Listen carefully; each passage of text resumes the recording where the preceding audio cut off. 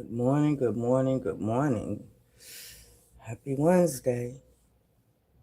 It's Cooking with JW. Welcome to my Cup of Joe pop up listening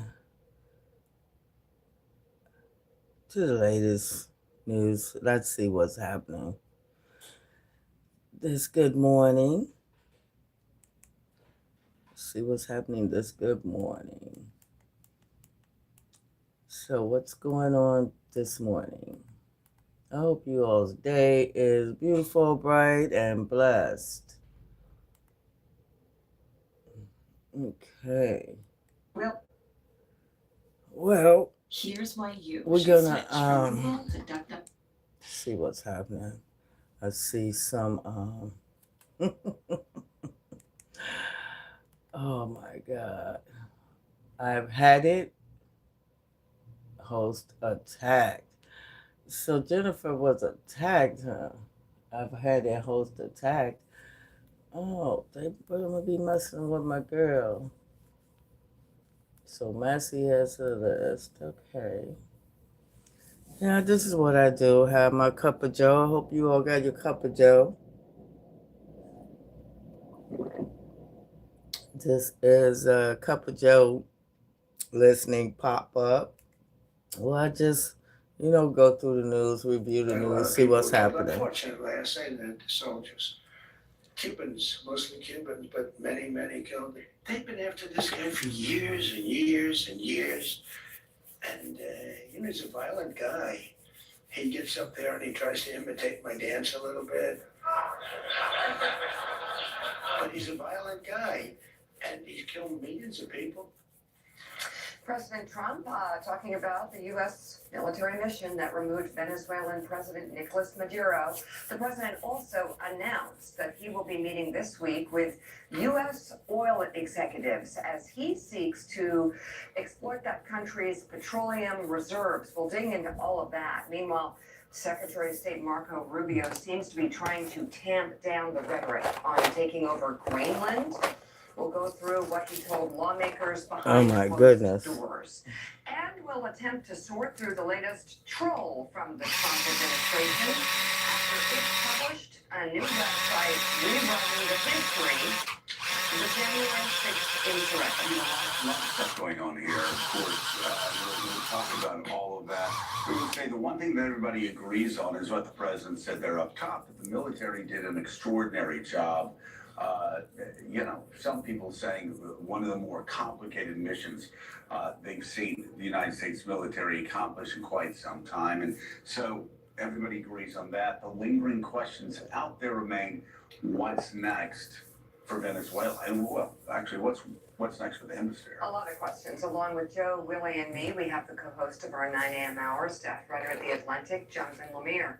Writer at large for the New York Times, Elizabeth Buemiller joins us, and CEO and co-founder of Axios, Jim Vanderpump High is here. It's good to have you all with us. So this morning on Capitol Hill, top administration officials will brief the full House and Senate on Venezuela. It comes as lawmakers from both parties are raising questions about what comes next after the capture of Venezuela's former leader and President Trump's repeated vow to run the South American country. Ahead of today's briefing, the president took to social media to announce that Venezuela will start turning over some of its oil production to the United States. According to the president, Venezuela will provide 30 to 50 million barrels of oil to the U.S.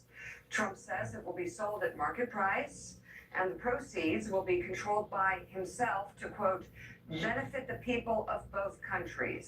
The transaction could be worth up to nearly $3 billion at current market prices. Let me just say, though, as we continue, Willie, there's so many questions here. First of all, will the oil companies get involved in it? That's number one. Number two, this is the president who's saying this. We haven't heard anything yet from the Venezuelan people, so we're not sure if, in fact, this is the case, is whether they've agreed to do it. Yeah, because he'll just say any fucking thing out of his mouth. Just as far as the market goes, if you start pumping a lot of Venezuelan oil onto the open market, which really hasn't been out there or has been on the black market, a lot of people in the oil industry are saying oil's going to go down to $50 a barrel, which is the biggest losing proposition. I mean, anybody that watches Landman knows. Once it goes below 16, baby, it's a crisis, and Billy Bob's got to start selling shit. So the oil down at 50. Well, I'm just trying but I'm trying to dig deep here. But the fact is, it would be glutting the international oil market right now and would cause a series of problems for oil companies in America. And expect the president to hear exactly that on Friday. He's invited the heads of Exxon, ConocoPhillips, Chevron, all going to come to the White House to talk about this thing that's kind of been sprung upon them. You're going to get all this oil, you're going in. They may say, that's actually not great for the oil market if you do that, number one. And number two, we're not going to send thousands of our employees, thousands of our workers into a country that is that unstable, that dangerous, perhaps that violent. We're not going to put people at risk. So we will see. Donald Trump saying 30 to 50 million barrels coming. And he said the revenue will be controlled by me. His quote when he posted. So a lot up in the air right now. And Alex, be looking at that clip where Billy Bob says, when the low's 120, I got Vince Gill singing from a birthday party. When he goes down to 60, we're selling things. But I want to ask you to follow up on It's Landman. I haven't started to listen to it. I haven't either. What a Jerry Jones cameo. I'm telling you though. Great, really good. I'm telling you though, Jerry Jones, better actor than football owner. It's not even close. He is a great actor. And that scene, and you can see Billy Bob and John Hamm both staring going, wait, what's going on there?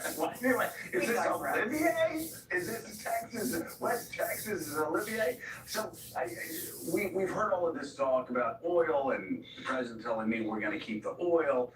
And then we saw this post last night, 30, all the oil we're going to be getting from Venezuela. I'm curious, what did you learn yesterday from the White House about how they're going to do this, how they're going to cooperate with Venezuela, who's in charge of Venezuela, how long they'll be in charge of Venezuela? Are we hearing anything from Maduro's henchmen right now who are running the country? Are they going to cooperate and turn over all of this oil? It's an open question right now. What happens next? First of all, there are reports out of Venezuela. There have been real crackdowns there. There's been some gang activity, as well as some loyal to Maduro to try to crack down on dissent in the streets. There's been reports of arrests. The New York Times has that this morning.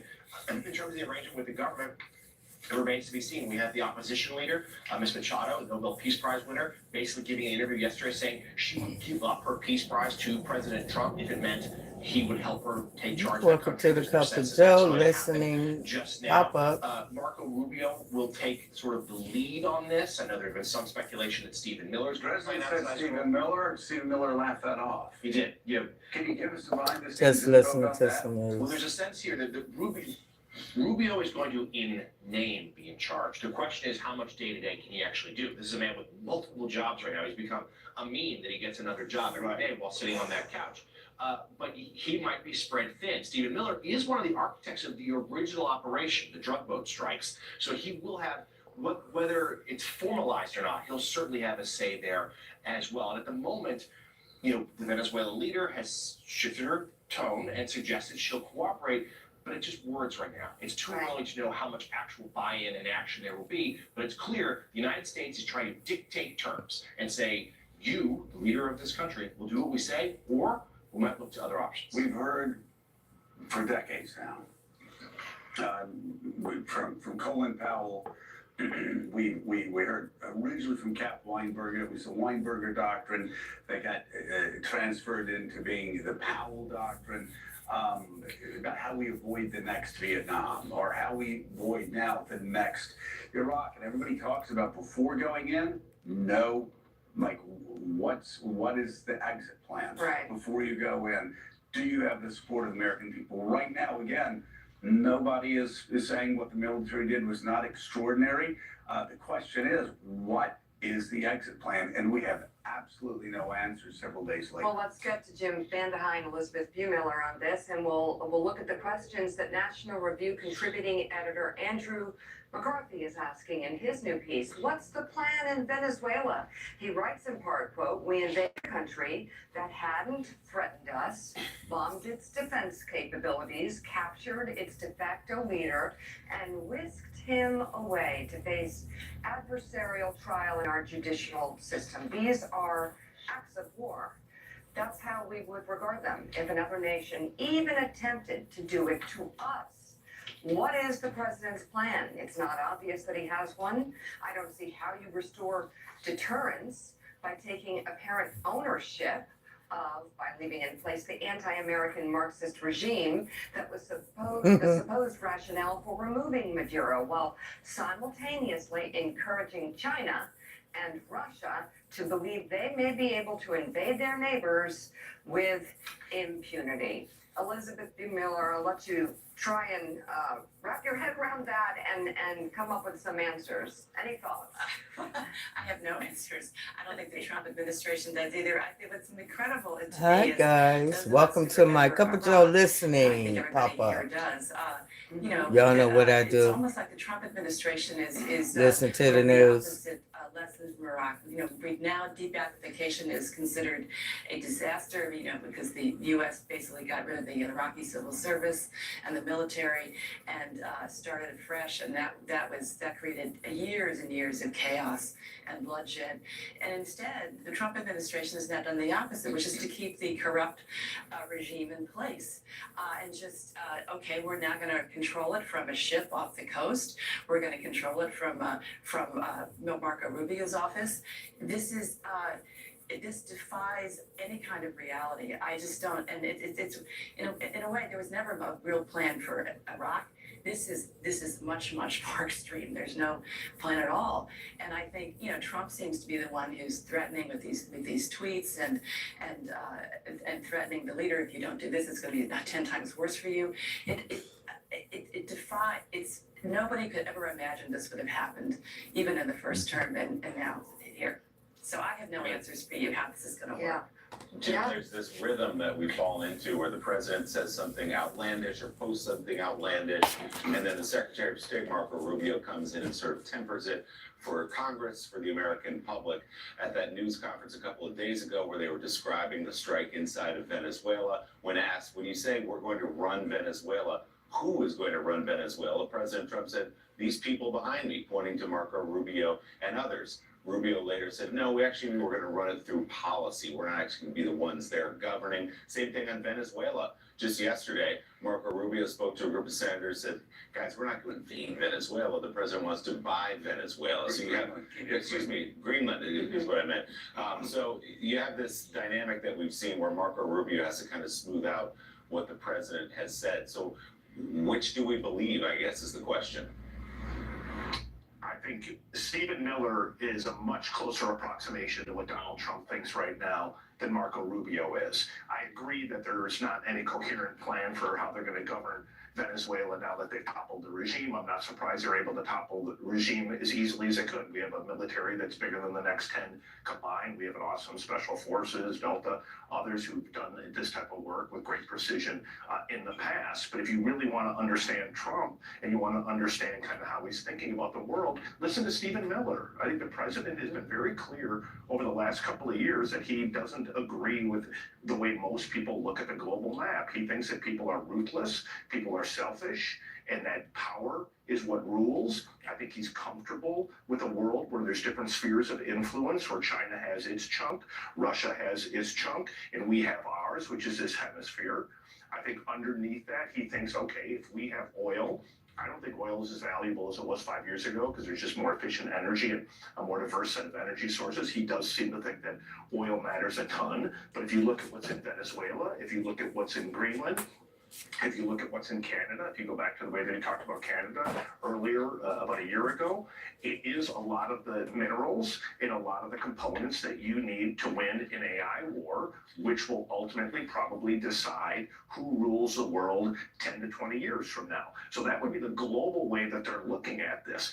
Nobody should be surprised that we went in and we don't have some kind of coherent plan, and now that there's factions trying to shape it. That's how it's played out with every single major act by this president. We do something big. He does it somewhat, a lot of people internally feel like a little impulsively sometimes, but he does it instinctively. They trust his instincts, and then they build a coherent, or try to build a coherent policy around it. Marco Rubio's job is to make people feel better, to make other nations feel like we're not trying to take over the world, make Republican senators feel like, hey, we're not just going to do crazy things. And it's Stephen Miller's job as kind of the mob boss of the White House. The guy is the tough guy. He's the guy who got them to go even harder line than Trump himself wanted to go on immigration. He understands power now. He understands the power void. He's filling it. He knows if he pushes as hard as he is, like he did in that CNN interview, he can move the balance of power closer to his worldview. And don't underestimate his power internally. He's by far and away the most powerful staffer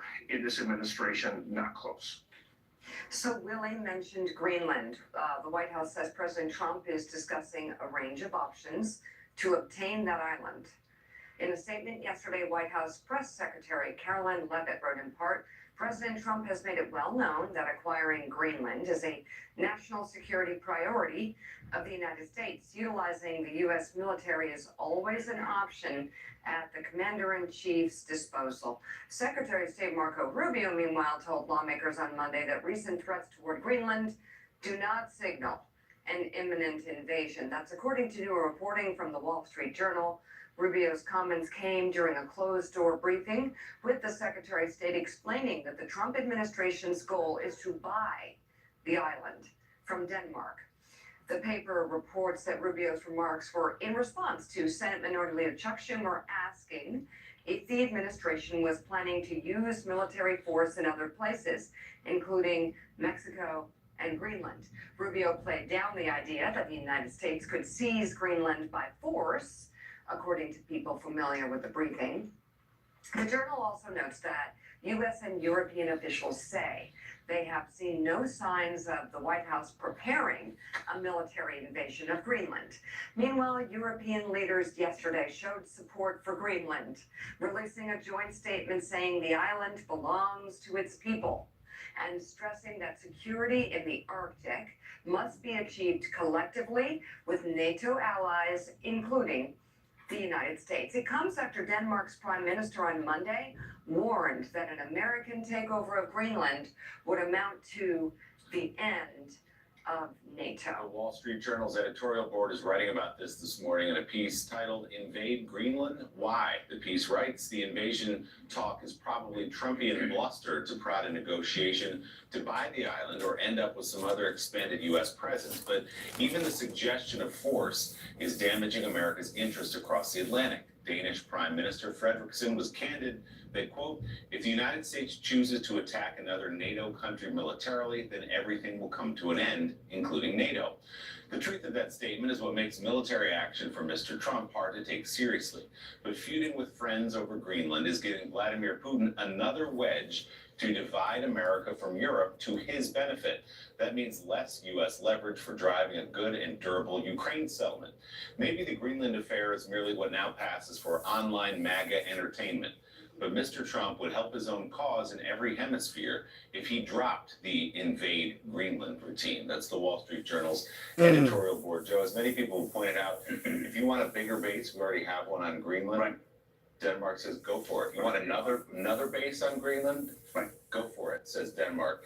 It's unnecessary to threaten them with military force rather than to talk to them, to negotiate with them, or even to attempt to buy the island. No, it's insanity, and the fact is that they are good NATO partners of ours. So you can't even claim that it's damaging to America's national security interests because, well, they're our NATO ally. So it is, and the White House yesterday, John, saying that invading Greenland has always been an option. No, it's not an option unless you are absolutely insane, unless you want to turn your back on what the United States of America has been doing since 1945, which is created. Let me say this again for idiots out there that say, oh, well, America's been suckers. No. everything we've set up. The world order that we set up starting in 1947 led to the American century, led to American dominance, led to America's military by and far being the strongest military in the history of mankind, led us to be the most powerful country when it comes to soft power, led us to become the most powerful economic machine in history, in world history. These billionaires running around saying stupid shit like this, these are the same billionaires that are billionaires because of the world order that we created in this country post 1945. That world order begins to crumble piece by piece by piece when you start undermining the NATO alliance by talking about invading a NATO ally. Let me just say again, because I understand that there are a lot of people that say things like this, that it's a military option. That Good I don't know. morning. Maybe they're playing with coloring books before they It's say medicine things like time, this. y'all. Let me explain again. The United States GDP is around 25, 26, 27 trillion dollars. Europe's, the EU's GDP is around 23, 24, 25 trillion dollars. Russia's is like 1.4 trillion.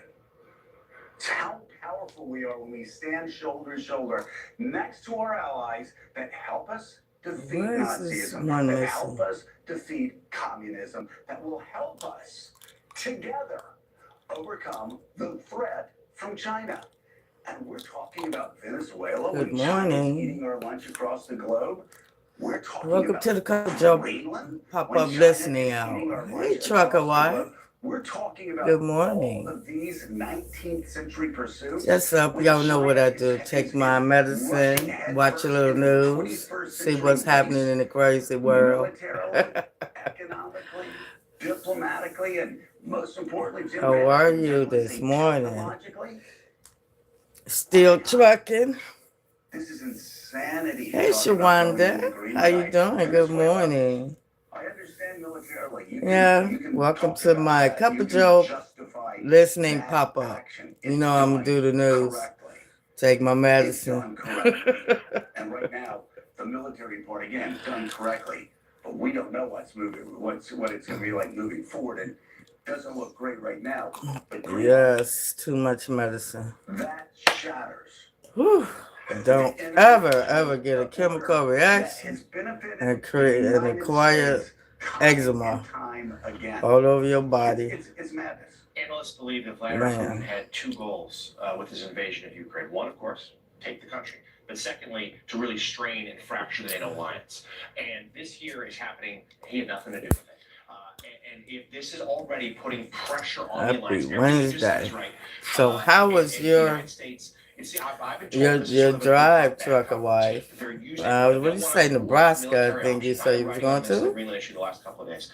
They want to keep the military option out there as leverage. Yeah. There's no current plan. There's no concrete steps forward to launch some sort of invasion of Greenland. I think everyone sort of knows that. Even the words. I know, that's it. Even This words, damn even fool damaging ass New York Times, Donald the Trump Wall wants Street to Journal, and the invade New York Times Greenland. correctly says the An words ally. are damaging to Unbelievable. America's foreign policy Man, it's interests. so Even fucking saying those stupid. things strains the alliance. Really That was an dumb. extraordinary statement that Meek and I, it happened on our air yesterday. We were talking about it when the leaders of NATO put out this thing calling out the U.S. by name repeatedly. And by the way, this is happening while Jared Kushner is over in Europe striking a deal with our NATO allies to have Britain and France lead a security guarantee in Ukraine, where they would have a military presence in Ukraine. The Europeans are coming together with the Americans.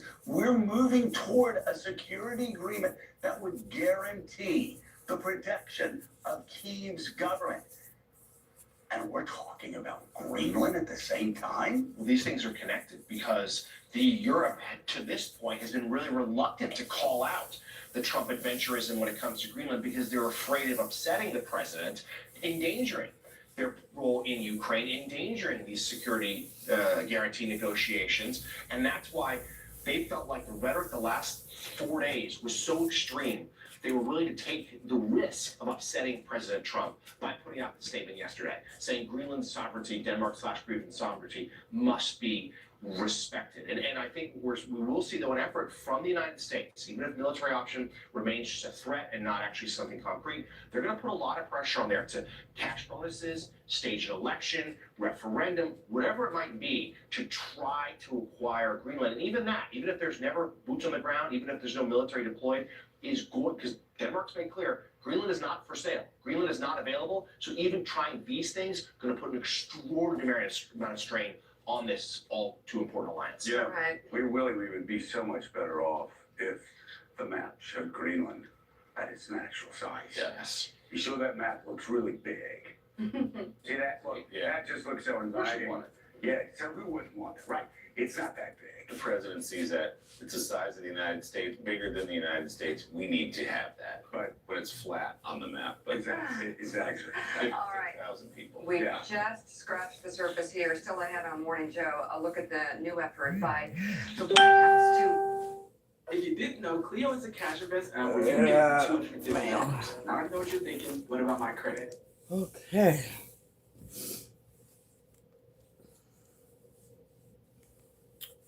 All right. Let's see. Let's go to some highlights. Key European allies are publicly denouncing the Trump administration's claim that Greenland rightfully belongs to the U.S., writing in a statement that the island actually belongs to its people. That statement bolsters Denmark's warning that any American attempt to take control of the territory would endanger NATO. The country's prime minister said if the U.S. makes a move, it would mean an end to not only the alliance, but also the entire regional security apparatus established at the end of World War II. Joining me now is Anders Vistisen, a Danish member of the European Parliament. Mr. Vistisen, thank you for joining us. How seriously are you and other Danish lawmakers taking President Trump's threat? I don't think we're taking it serious in the sense that, of course, it's a bit annoying that every 2 months or so the American president claims part of the Danish kingdom. But on the other hand, nobody really expects U.S. Marines or other military to engage a NATO allied country. So I think in Denmark there's a great frustration that apparently this administration needs to deflect from their internal failures by claiming territories as Greenland, Canada, whatever else that have been mentioned during the past year. Can you tell me a little bit about the conversations you've been having with other Europeans, with NATO allies? Any commitment conversations about what would happen should Donald Trump surprise you and decide to make a move? I don't think there's really any doubt that if the USA and the military of the US would invade Greenland, that much could be done about it. But as the Prime Minister stated, it would be a collapse of the NATO alliance to see one NATO ally attack another NATO ally's territory. There is a great discrepancy between the situation in Venezuela and a very long-standing ally as Denmark and the US have been for more than 70 years, and also the US have numerous times acknowledged the Danish sovereignty over Greenland in State Department treaties and other places. So there's really no doubt that the territory of Greenland belongs in the Kingdom of Denmark, unless the people of Greenland decide to go in another direction, and that's a political decision for the Greenlandic people to take without any interference from overseas. There is obviously one member of the administration that we know has been very vocal in his support of taking over Greenland, and that is the president's top aide, Stephen Miller, who also has been ramping up his rhetoric since this weekend's military operation in Venezuela. I want to play just a little part of that for you. We need Greenland from the standpoint of national security. For the United States to secure the Arctic region, to protect and defend NATO and NATO interests, obviously Greenland should be part of the United States. You fucking dickhead. Shut the fuck up, ugly Clearly ass. an argument that they're making that this is in the interest of U.S. national security. If you had a chance to have a conversation with Stephen Miller, what would you say to him? It's very Stephen hard to Miller argue is a people are so fucking little fag. and apparently are so oblivious to the history of Greenland. U.S. have had a chance to have all the military capabilities they want on Greenland for more than 70 years, but over the time since the Cold War, they have closed down more than 30 military installations and bases in Greenland, only keeping one left. So if the U.S. Assessment in reality is that they lack military capabilities in Greenland, I think the first question you should answer, you should answer as an advisor to the president is, why did you leave those 30 bases then? You were there, you decided that you didn't need to be there, and now you complain that you don't have military presence anymore. You can resume that tomorrow without attacking a NATO ally, without infringing on a friendly country like the Kingdom of Denmark and a long-standing ally. So simply the rationale behind this lack both factual foundation, but also doesn't stand any logic testing, because there is already a treaty between the Kingdom of Denmark and the US allowing US military presence there as part of NATO defense. Do you have concerns, Mr. Christensen, about this administration's commitment to NATO? Are you concerned, for example, that one motivating factor may be that if there was an attack on Greenland, if there was a move made on Greenland, that it could fracture NATO, and perhaps that would be part of what some members of this administration would see as a benefit? I think many people in Europe already now have come to the realization that American security guarantees are not as valuable as during the Cold War. We don't really can rely on the US to come and defend Europe with very many statements that have gone contrary to the treaty of NATO. And I think that is a shame. You know, the only time the Article 4 in NATO have been activated has been on behalf of the USA when you were attacked on 9/11, where Denmark came to the aid of the US and sent troops both to Iraq and Afghanistan. So in that sense, the only time the treaty has actually been activated, it has been to aid the US. But now we realize that we cannot rely on that indefinitely, and that Europe must be able to make our own security guarantees with our sometimes troubling neighbors to the east. Andres Vistisen, member of the European Parliament, thank you so much for coming on the show. Appreciate it. Thank you guys for stopping in to my listening Cup of Joe pop-up. I think I'm going to go and clean the kitchen and do breakfast. Maybe I'll tune in. And have a wonderful day. Thank you for the likes. See you guys a little later. Thank you. Bye-bye.